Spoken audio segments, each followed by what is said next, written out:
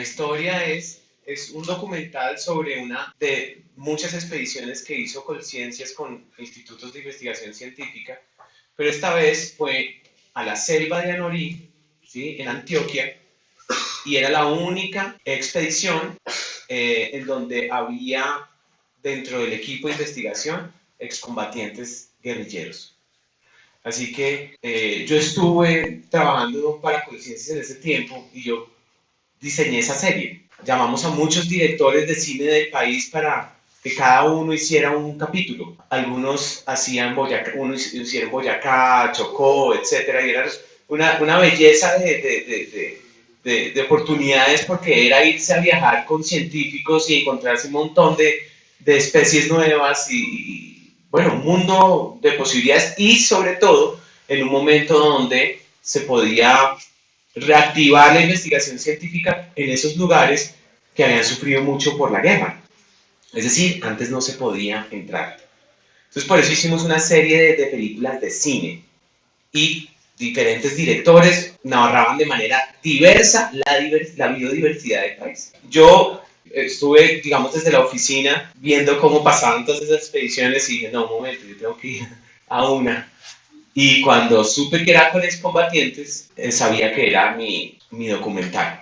Iba con una idea que yo creo que es una idea muy personal de lo que es la guerra y la paz, ¿no? Como cualquiera de ustedes puede tenerla, no tiene que ser la misma mía. Lo único que sabía es que eran personas que habían vivido en ese monte, en ese mismo monte. Y pues eso se me hacía ya supremamente interesante y extraño. Así uno vaya al gimnasio todos los días, que no es mi caso, uno no está preparado para una experiencia de esas. Muy difícil. El primer día que subimos al monte, primer día de expedición, me desmayé. O sea, el oso más grande del mundo porque, no, o sea, un equipo de cine, 6 personas, y el director se desmaya. ¿Qué futuro va a haber ahí? ¿Qué respeto va a haber? O sea, estas personas caminan montañas, es decir, son Tarzán, son Tarzán. O sea, cuando vean el documental, los invito a que lo vean, eso es importante, pues, los que queden interesados después de esta conversación.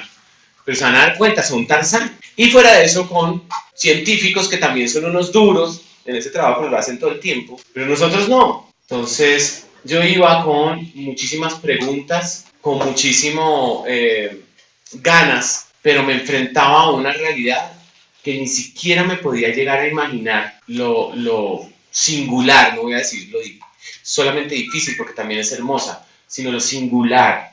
Es la experiencia más impactante que he tenido en mi vida, ¿no? Y yo creo que ojalá el documental recoge un poquito eso.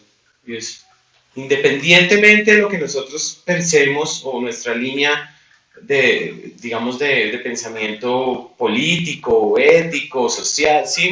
Independientemente de eso, se trata de una posibilidad de vivir mejor, punto. De generar cambios. Antes era una cosa y ahora podemos crear otra, de un trabajo de colaboración. Entonces eso fue muy bonito. Llegar a un lugar a hacer una película tiene también detrás una serie de complejidades, más si estamos hablando de meterse a hacer un documental en la selva. ¿Por qué no nos cuenta un poquito cómo fue eso, cómo fue llegar allá, cómo se aprestaron los equipos para estar en esa tarea? Fue terrible, o sea, para mí era una experiencia.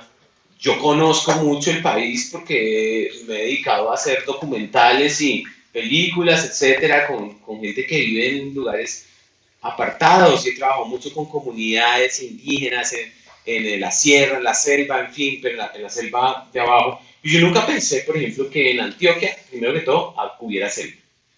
Ignorancia total.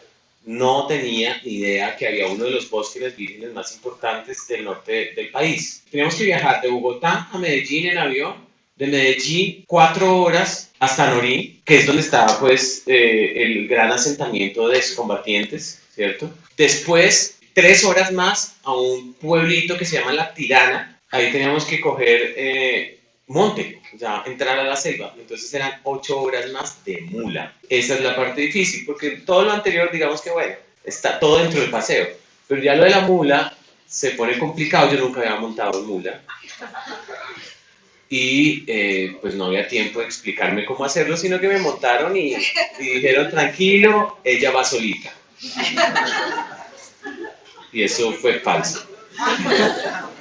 Entonces era un desafío total en términos de logística y de preparación. Nadie iba, solamente los científicos y los exguerrilleros que estaban cagados de la risa viéndonos sufrir a todos porque no teníamos ni idea dónde nos estábamos metiendo. Pero al mismo tiempo estábamos entrando a esta cosa magnificente, o sea, era una cosa especial, muy espectacular, era absurdo, ¿no? Y uno sentía, había una cierta ola de misticismo porque uno sentía que estaba entrando a las entrañas del mundo, a donde nacieron las cosas, a donde vive el jaguar, a donde posiblemente uno nos va a devolverse, yo qué sé.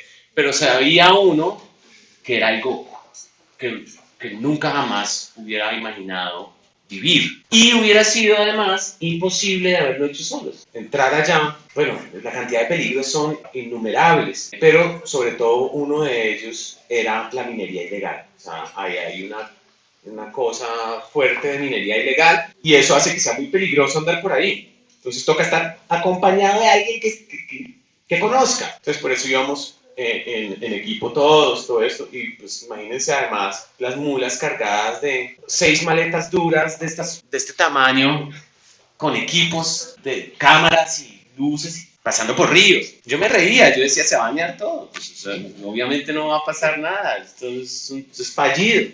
No, soy muy positivo, ¿no? Ya se pudieron dar cuenta.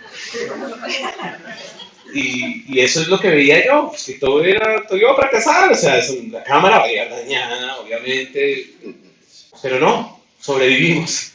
Bueno, pero entonces, ¿cómo tú nos cuentas? Ustedes iban en un papel muy particular, porque pues los excombatientes conocían el terreno, ellos eran literal su casa. Los biólogos pues lo habían estudiado, entonces sabían como qué pasaba ahí. Pero ustedes llegaban a un sitio totalmente ajeno y es aún más curioso porque son los únicos que tienen la posibilidad de contarlo y de contar esta experiencia, esta historia. Entonces, ¿por qué te parece que es importante hacerlo? O sea, ¿por qué irte 8 horas en la mula y pasar ríos y desmayarte y todo? Como, ¿cuál es el propósito? Primero, creo que era importante contar esa historia porque estábamos sí, viviendo un momento muy especial, donde yo me sentía privilegiado de poder nada más ir a una cosa de estas, ¿no? Primero, imagínense, ir a la selva. O sea, eso ya es como, no lo hace todo el mundo todos los días. O sea, es una cosa difícil, casi nadie le pasa. ¿Sí? Si acaso, pues, ay, no, fuimos de vacaciones a Leticia y los miquitos se nos subieron a... No, selva, adentro. Tarántula. Culebra y escorpión durmiendo abajo de uno. Ahí estaba. Segundo, con gente que nos enseñaron a odiar por lo que sea, o otros que odiaban con toda justa razón, yo qué sé, pero con adversarios, con supuestos enemigos, ¿no? Uno no se va de paseo con enemigos, uno se va de paseo con amigos. Ahora que en el paseo pasen cosas y después se vuelven enemigos, que es lo que generalmente pasa, eso ya es otro lío. Pero estamos hablando, ¿qué piensan ustedes primero? Pucha, qué miedo. Estamos hablando de que nos educaron y oímos y las noticias y también los hechos también nos decían secuestro, muerte, o sea, díganme las palabras que les hace pensar la palabra guerrillero. Yo o sea, no tuve nada que ver en esa pregunta que acabas de hacer. ¿Cuáles son las palabras? O sea, ¿alguno tiene una positiva antes de conocer a un ex guerrillero chévere? A un excombatiente, perdón, sí, tiene razón. No, la mayoría son malas. O sea, nosotros estamos predispuestos, como dije, unas personas con razón, otras sin razón, pero cargamos una cruz a veces que no es nuestra y nos atrevemos a etiquetar y a definir las personas de esa manera. Entonces, esto me estaba pasando a mí y yo quería vivirlo. Yo quería encontrarme con ellos y encontrarme conmigo y encontrarme con la selva y vivir una experiencia no necesariamente cómoda en todo el sentido de la palabra, pero que sabía que me iba a cambiar la vida, eso sí lo sabía. Hay que además estar dispuesto para que eso suceda. Hay una interacción que muestra el documental que se empieza a gestar por la pura necesidad de sobrevivir en medio de ese espacio, ¿cierto? Entonces, también yo lo que vi fue un encuentro de saberes, donde todos están igual de expuestos en un lugar inhóspito. ¿Por qué no nos cuenta un poquito de ese intercambio de saberes? Una cosa importante, y es que ya no son, como veíamos hace un rato, decíamos ellos y nosotros, sino que es un combo de gente que cada uno tiene un rol en algún momento. ¿Por qué no nos cuenta un tanto de ese intercambio, lo que usted vio ahí? Vea, desde el momento en que nosotros pasamos el último río y cogimos monte arriba, ya no importaba quién era quién, no importaba. Bueno, a no ser que fuéramos del equipo de documental, que lo único que hacíamos era estorbar y retrasar a todo el mundo, ahí sí importaba, porque éramos identificables. Pero el resto no, se volvía un gran equipo. Y esto no lo estoy diciendo simplemente por decirlo, era porque era eso, o sea, quien no estuviera pensando en equipo, pues no le iba a ir bien, no le iba a ir bien, o sea, hay que pensar en equipo incluso para ir detrás de la mula del de adelante, ¿sí? Eso es una sincronía, o sea, como que empiezan a pasar las cosas de una manera tan orgánica y en una sincronía que es hasta raro. Y empieza también una dinámica de mini sociedad, ¿no? Y ahí entonces uno pensaría, pucha, ya entiendo cómo vivían acá. O sea, hay una dinámica de cómo conseguir los alimentos, cómo prepararlos mientras unos hacen esto, los otros hacemos esto, cómo respetar el trabajo del otro, cómo complementar el trabajo del otro, cómo vivir bien en ese tiempo, en ese espacio tan pequeño, pues porque era un espacio peladito. ¿Ustedes vieron con el dron y vieron la partecita verde? Bueno, ahí vivíamos nosotros, en esa cambuche verde. ¿Cómo armaron el cambuche? Cuente un poco de eso. Bueno, nosotros llegamos de últimos, obvio, y nos tocó, los excombatientes llegaron y nos ayudaron a armar el cambuche. Si no saben, eso hubiera quedado de cualquier manera y era peligroso, porque, o sea, a ver, uno tiene que dormir arriba, o bueno, muy aislado, pues con una carpa o lo que sea, o arriba del piso. Hay que subir, hay que tener una base con 50, 40 centímetros arriba del piso raso, porque pues hay animales venenosos por todos lados, es decir, no es un chiste. Llegamos, bajaron son como una especie de guaduas gigantes, altísimas, se me olvida el nombre científico en este momento, se parten en la mitad y se empieza a hacer el piso. Bueno, si nosotros hubiéramos tenido que hacer eso solos, hubiéramos durado pues una semana haciendo el cambuche. Afortunadamente estaba el excomandante de ese frente, o sea, si no tenía susto, ahí, esa era nuestra primera tarea juntos, era ese cambuche, y fue con el excomandante. Además nos daba gusto en todo, nosotros diseñábamos y decíamos, uy, ¿qué tal si hacemos una mesa acá? Ellos, de una, hagámosla. Entonces ya todos estaban acomodaditos, nosotros duramos 6 horas armando el cambuche y terminamos, digamos, a las 7 de la noche, justo para tirarnos encima de ese piso y amanecer al otro día sin más, porque estábamos cansadísimos. Bueno, por ejemplo, ahora que mencionaste lo del nombre científico, hay una parte en el documental donde los biólogos empiezan a contarles a los excombatientes los nombres científicos de las plantas que ellos vienen viendo toda su vida, todos los días, mientras caminan por su casa prácticamente. Fue abrirles el mundo, pero a Colciencias también. ¿Qué sientes que se aprende desde la perspectiva científica? Como de hablar con personas que tú normalmente no considerarías que pueden enseñarte tanto. Esa es una pregunta súper chévere, porque resulta que, bueno, yo creo mucho en la ciencia, pero no creo que la ciencia sea solamente la ciencia que está aprobada científicamente. Es decir, hay un montón de conocimientos ancestrales y de otros tipos de conocimientos, ¿cierto? No aprobados por la ciencia, que no dejan de ser ciencia. ¿Qué nos dimos cuenta nosotros? Que los excombatientes eran científicos de ese monte, empíricos, sino que no manejaban la misma terminología. Es decir, ellos ignoraban los nombres científicos de lo que encontraban, pero ellos sabían dónde encontrarlo. Así es simple, ellos sabían. O sea, si no hubiera sido por ellos, las recoger las muestras de los animales que encontraron. ¿Saben cuántas nuevas especies se encontraron ahí en la Noriega? 16 nuevas especies de animales nomás. O sea, imagínense la riqueza. 16 nuevas especies para la ciencia. No se había visto ese bichito, pero ellos lo habían visto, ellos convivían con ese bichito y decían, ¡ay, esa palma es tan especial! Con esa hacíamos las camas. Hay una manera de ver, de convivir con esa naturaleza que no da chance para equivocaciones, por lo tanto ellos no se arriesgaban con los reptiles y con las culebras a saber cuál era, no sé cuál no, la mata, no, obviamente, o sea, sin culebra, chao, no hay helicóptero que valga ahí, o sea, se murió en 3 horas. En 3 horas uno pasa de una montaña a otra. Entonces, no era enteramente ignorancia, pero sí era, digamos, una manera de sobrevivir. Pero también tenían otros códigos de protección. Lo más impactante para mí de haber estado con ellos allá es que ellos, no importa si tienen la razón o no nos centremos ahí, consideraban ese monte su casa, su hogar, y la cuidaban como uno cuida la casa. Y probablemente eso tenía que ver con una lógica de estrategia de guerra también. O sea, si uno cuida, esta vaina está tupida siempre, no es que no tumben árboles, esto está prohibido tumbar árboles, pues no nos ven. Seguramente eso también, pero lo que yo descubrí y lo que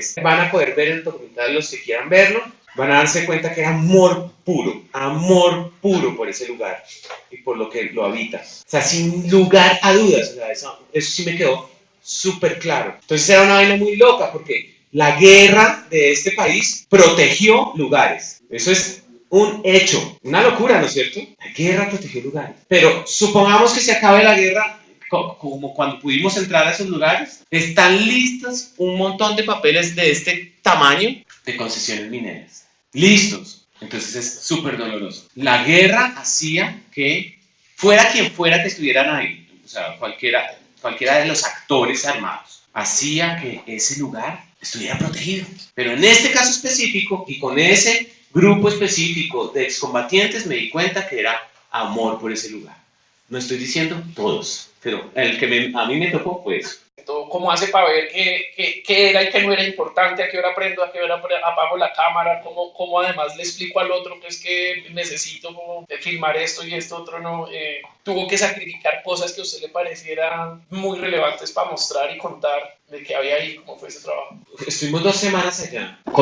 Lógicamente, solamente llevamos una cámara, esto fue grabado a una cámara. Bueno, a una cámara, y yo tenía ese celular con un Osmo y grababa en 4K también, pero era una cámara grande, estas de cine digital, pues porque no había tampoco gente que para hacerlo a 2 cámaras, hubiera sido perfecto, pero no, era una cosa muy clásica, nos tocó así, porque había una limitante de gente, o sea, nosotros no nos podíamos ir más de 5 porque si no nos dejaban ir. Aparte de eso, creo que con una cámara se concentra uno, porque uno tiene que saber decidir qué grabar y por qué. O sea, uno todo el tiempo está descartando cosas. ¿Cómo? Por puro olfato. La verdad es puro olfato, son presentimientos. O sea, lógico que hay una investigación, pero como es un documental y uno llega a una realidad que no conocía, todos los planes se van para el carajo. Eso es mentira, o sea, no dije, no, el primer día voy a hablar con el excomandante, y el excomandante, prendimos la cámara y no habló. Nada más, timidez, pues no sirvió. Primer día, entonces yo decía, pues ya perdí un personaje, ¿no? ¿Cómo lo reemplazo? Toca estar, es detectando cosas, lo que va pasando, observando mucho, mirando cómo se comporta la gente y cómo se hablan entre ellos y esos vínculos que se van formando. Entonces yo casi no hablaba con nadie, yo observaba. Mi asistente de dirección sí tenía esa tarea, como yo váyase con el grupo de pájaros y mire a ver cómo están trabajando con los excombatientes ellos. El trabajo en equipo está funcionando, es funcional o no, etc. Pero yo observaba y le hacía caso a mis corazonadas, como a veces veía cosas y yo decía, mañana tengo que estar con esta persona, porque sentía que allá atrás había humanidad. Para mí esos trabajos, donde supuestamente hay bandos, amigos, enemigos, sobre todo, tienen que estar basados desde la humanidad y no desde un capricho preestablecido mío, que lógico los tenía. Me imaginaba un documental cuando me fui y luego tuve otro. La edición, entonces grabamos 15 días, imagínense la cantidad de material. Y duramos editando 3 meses. Tuvimos que sacar muchas cosas que me dolían. Yo decía, no, esto tiene que estar, pero no. La película, el primer corto duraba 3 horas. 3 horas, ¿quién iba a ver eso? El trabajo de edición fue complicado y todo eso, pero creo que logramos contar una historia de manera que se cerrara y que pues hablara de eso, de la humanidad de un equipo, de un grupo de gente haciendo una colaboración en un lugar de este país, en un lugar fantástico de este país. Si pudieras contarnos como alguna de esas cosas que te hubiera gustado que salieran en el documental, aunque hubiera quedado 3 horas. Y segundo, lo que tú comentas de que tú querías contar una historia y que cada pedacito importaba porque cada cosa dice algo. Entonces, ¿qué impacto buscas que tenga este producto del que tuviste que sacar 1000 cosas y decidir qué poner, seleccionar? Voy a empezar con la última. ¿Qué impacto quiero o pensé que tuviera? Se los digo con todo el corazón. Y es además la invitación que deja este documental. Es, nosotros no podemos seguir pensando y permitiendo que nos digan que nos diga alguien que la palabra paz está aquí o acá. La palabra paz es un derecho y un deber de la humanidad. No podemos permitir que nos etiqueten por usarla, por creer en que es posible, en que nos encasillen en una línea política o en otra. No interesa, es un derecho y un deber de la humanidad.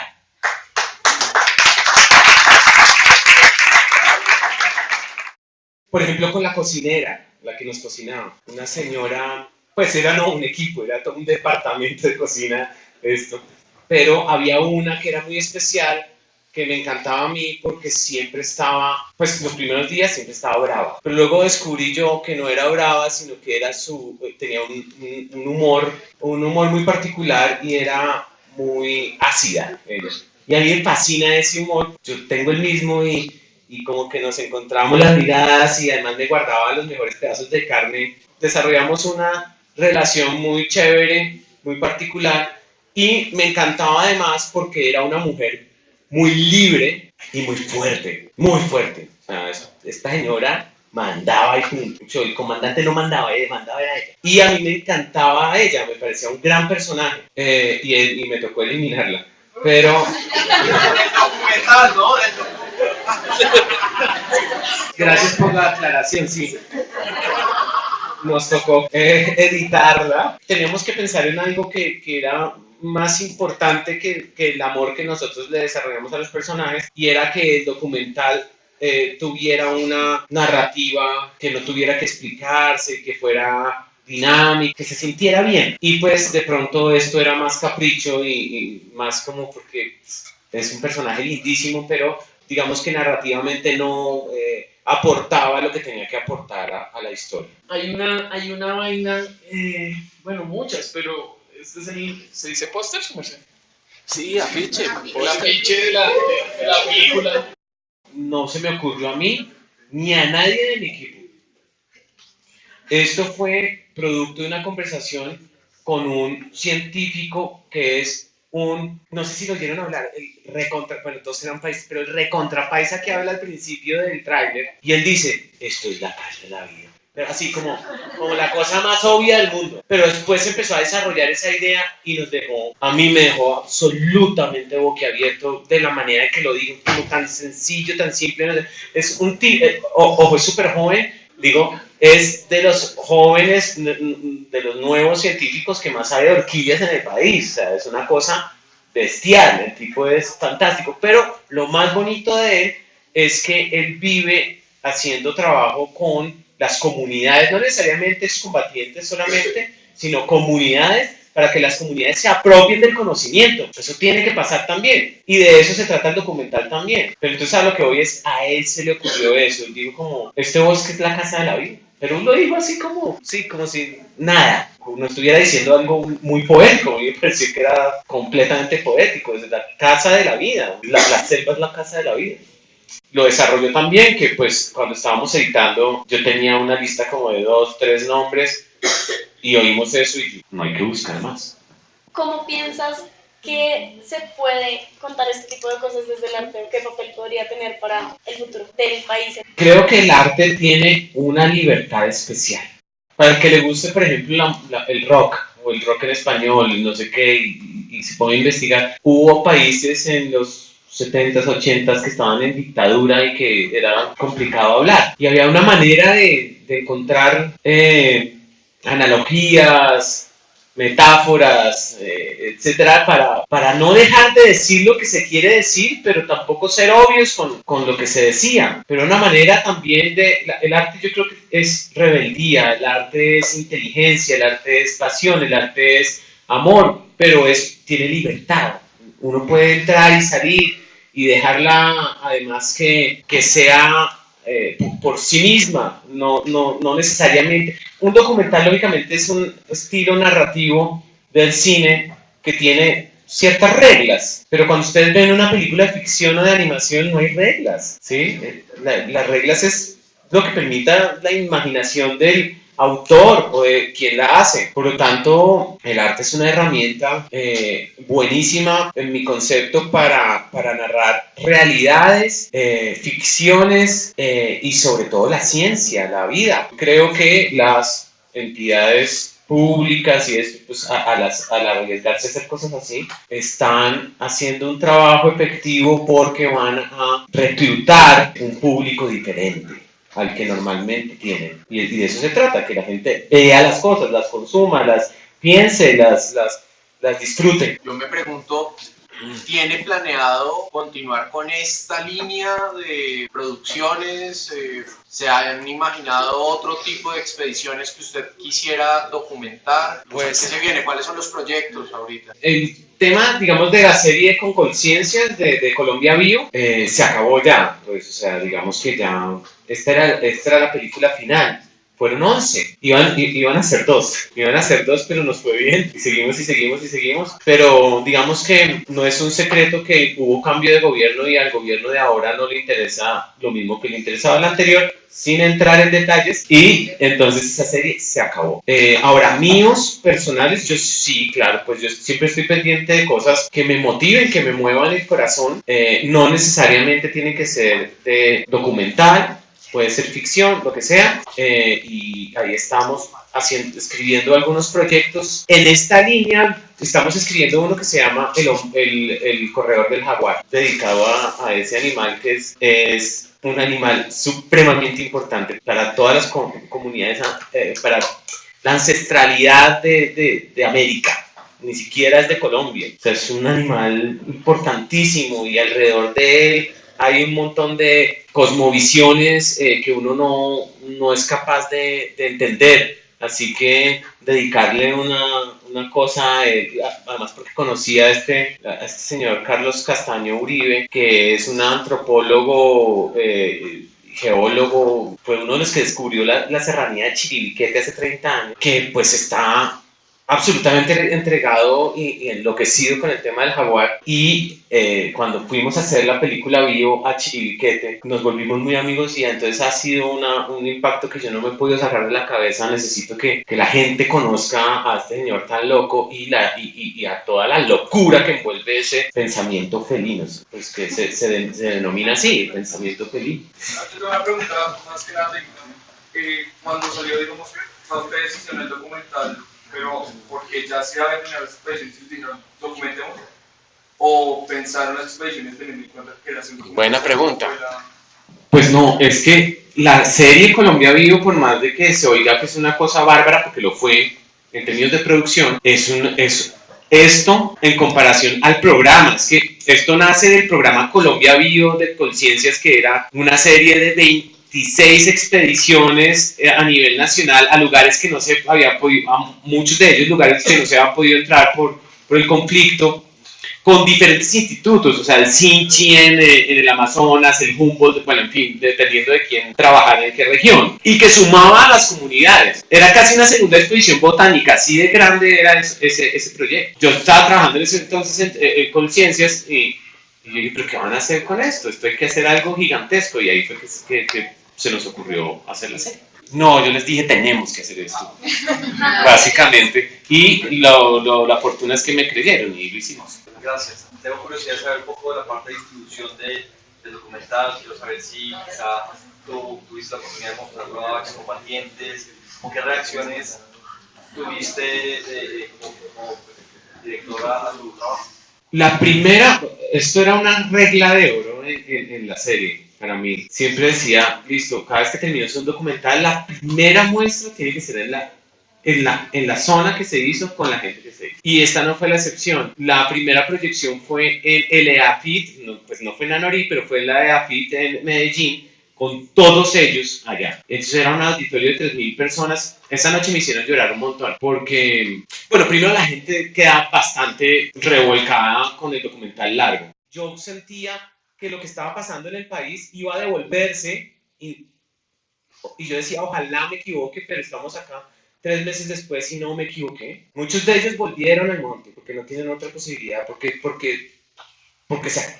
está difícil, porque se prometió una cosa y no se hizo, de lado y lado. Y yo sentía que los había usado. Y algo me decía a mí que esto no iba a pasar. Y me dolió profundamente. Y yo quiero equivocarme. Pero la voluntad mía de entender por qué usted me parece tan detestable o qué tanto me veo yo en usted, o por qué usted es así, porque es que usted tiene una historia, eso es la paz. Es que eso a nadie nos la va a regalar. Es el principio de todo. Entender por qué el excombatiente fue combatiente. ¿Por qué? Porque a los 12 años le mataron al papá, a la mamá y a la hermana y si no era eso, él seguía. Esa es una posibilidad. Porque nació en el monte. Otra, porque es malo. Le gusta matar. ¿Cuál es mi voluntad de entender esta historia de esa persona? De lo que está atrás, desde su humanidad, de lo que hace. Esa es la paz, yo creo. Y el que siga negándose a eso es porque está repitiendo palabras de otros. Es ridículo. ¿Quién no va a querer eso? Pues tiene que parar. Hay una canción de Bob Dylan que dice, no importa qué sean, si usted es un dios, un rey, no sé qué, o un obrero, pero usted tiene que servirle a alguien. Yo creo que la palabra servicio es importante. Ojalá sirvan las cosas que uno crea o hace a alguien. Que sirvan para algo, que tengan una utilidad para alguien.